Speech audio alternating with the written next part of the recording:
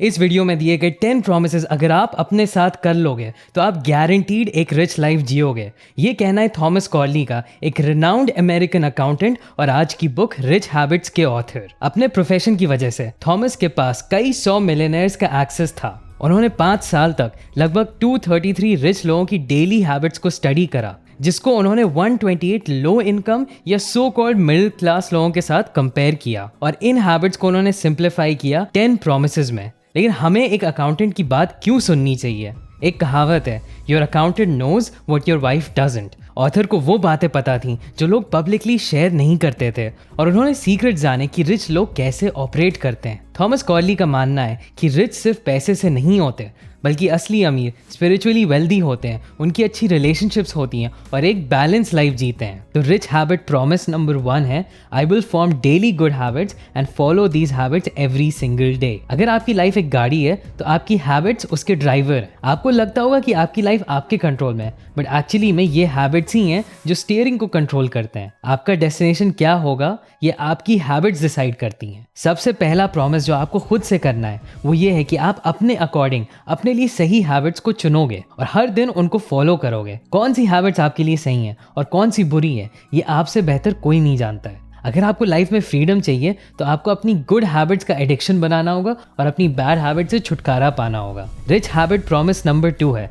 I will set goals for each day, for each month and for each year and for the long term. I will focus on my goals each and every day. अमीर लोग बहुत ही goal oriented होते हैं। एक average इंसान आपको free मिल सकता है, पर एक अमीर इंसान से मिलने के लिए आपको अपॉइंटमेंट लेना पड़ता है। उनकी टू डू लिस्ट में उनके पूरे दिन के गोल होते हैं जो उन्हें अपने महीने के गोल की तरफ ले जाते हैं और यही मंथली गोल्स उनको अपने ईयरली गोल्स अचीव करने में हेल्प करते हैं। अगर किसी रिच इंसान की लाइफ में कोई गोल नहीं है, कोई एम नहीं है, तो यकीन मानो वो रिच भी नहीं है। वो बाहर से सोने में लदा हुआ हो सकता है, लेकिन अंदर से उसकी लाइफ खाली होती है। रिच हैबिट प्रॉमिस नंबर 3 है, आई will engage in self improvement each and every day. हम लोग सेल्फ इंप्रूवमेंट में एंगेज होते हैं किसी ना किसी गोल के लिए। एक अच्छी फिजिक बनाना चाहते हैं ताकि लोग हमें और अट्रैक्टिव माने। अपने काम पे मेहनत करते हैं ताकि हम पैसे अच्छे कमाएं। हम बुक्स पढ़ते हैं ताकि हम कुछ नया सीख पाएं जो हमें अमीर बनने में मदद कर सकता है। बट आप ये सोचो कि अमीर लोग ये सब होने के बावजूद भी रोज सीखते रहते हैं। ऐसा क्यों है? उनके पास दुनिया भर का पैसा है, आराम है, उन्हें सेल्फ इंप्रूवमेंट करने की क्या जरूरत है? ये इसलिए क्योंकि अमीर लोगों को पता है कि सेल्फ इंप्रूवमेंट की वजह से ही वो अमीर बने हैं। अगर आप ऐसा सोचोगे कि एक बार मैं कंफर्टेबल हो जाऊं,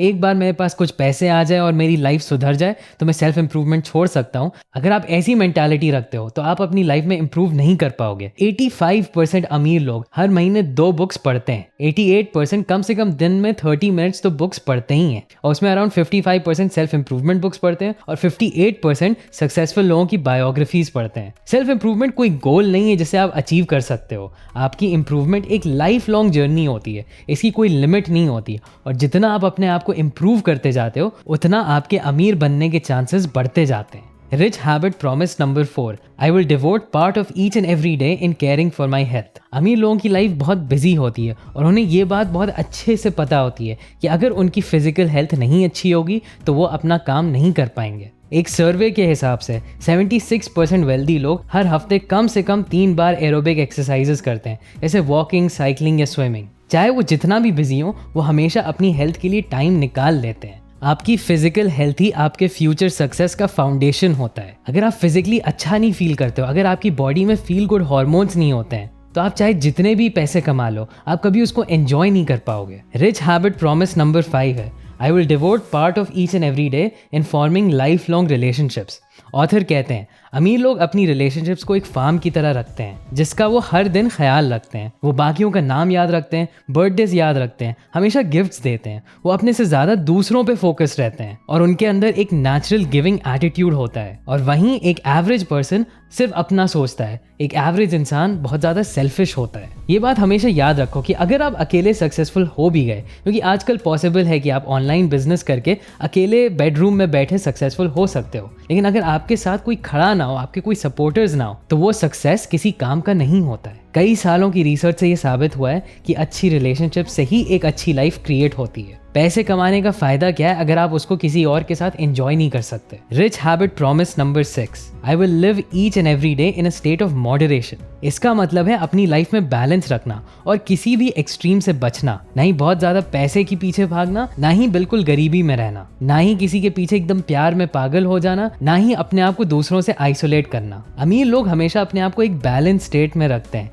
और वो कोई भी इमोशन अपने ऊपर पूरी तरीके से हावी नहीं होने देते। आपको अपने आप से प्रॉमिस करना है कि आप एडिक्शंस, ऑब्सेशंस या इम्पल्सिव बिहेवियर से खुद को बचाओगे और अपनी लाइफ को एक बैलेंस तरीके से जियोगे। पैसे कमाना या सक्सेसफुल होना एक लाइफ लॉन्ग जर्नी है, ये एक मैराथन है, एक स्प्रिंट नहीं है। अगर आप एकदम एक्सट्रीम में चले जाते हो, एकदम एक्सट्रीम में काम करते हो, तो आपको बर्नआउट हो जाएगा और आप उसको सस्टेन नहीं कर पाओगे। इसीलिए live every day in a state of moderation. Rich habit promise number 7 है, I will accomplish my daily task each and every day, I will adopt a do it now mindset. Author कहते हैं procrastination एक poverty habit है। ये habit आपको गरीब बना के रखती है। आप अपनी लाइफ के बारे में सोचो कि कितनी बार आपने काम टाले होंगे या बहुत लेट में किए होंगे। जब आप ये करते हो तो आप कभी उस टास्क को अपना बेस्ट नहीं दे पाते हो और आपका परफॉर्मेंस हमेशा बिलो एवरेज रहता है। इसकी वजह से आपको कितनी अपॉर्चुनिटीज का लॉस हुआ होगा। प्रोक्रेस्टिनेशन सक्सेस किलर हैबिट है। खुद से आपको प्रॉमिस करना है कि आप अपने दिन के सारे टास्क को सोने से पहले कंप्लीट करोगे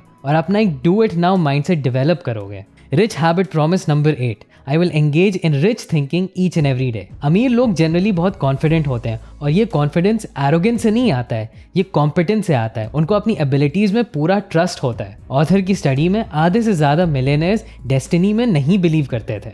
90% रिच लोग ये मानते थे कि लाइफ में सक्सेस अचीव करने के लिए हाई IQ से ज्यादा हार्ड वर्क की जरूरत है और उनकी यही ऑप्टिमिस्टिक थिंकिंग उन्हें और मेहनत करने के लिए फोर्स करती है। आपको अपने आप से प्रॉमिस करने की लाइफ चाहे जितनी भी बुरी हो जाए, चाहे आपके सर्कमस्टांसेस जितने भी नेगेटिव हों, आपको हार नहीं मानना है, आपको टूट नहीं जाना है, बल्कि कहीं ना कहीं से पॉजिटिविटी ढूंढनी है और आगे बढ़ते रहना है। Rich habit promise number 9, I will save 10% of my gross income every पे चेक। अमीर लोग सबसे पहले खुद को पे करते हैं और फिर किसी और को। जब भी वो अपनी इनकम रिसीव करते हैं, वो उस इनकम का 10% सबसे पहले साइड कर लेते हैं। इस पैसे को फिर वो वाइजली इन्वेस्ट करते हैं। इससे फर्क नहीं पड़ता कि आप 50,000 कमाते हो या 5 लाख। आपका जॉब है या बिजनेस, आपको 10% सेव करने की हमेशा कोशिश करनी चाहिए। Rich habit promise number 10, I will control my thoughts and emotions each and every day. ये सबसे इंपॉर्टेंट है। अमीर लोग अपने थॉट्स और इमोशंस को कंट्रोल करने में मास्टर होते हैं।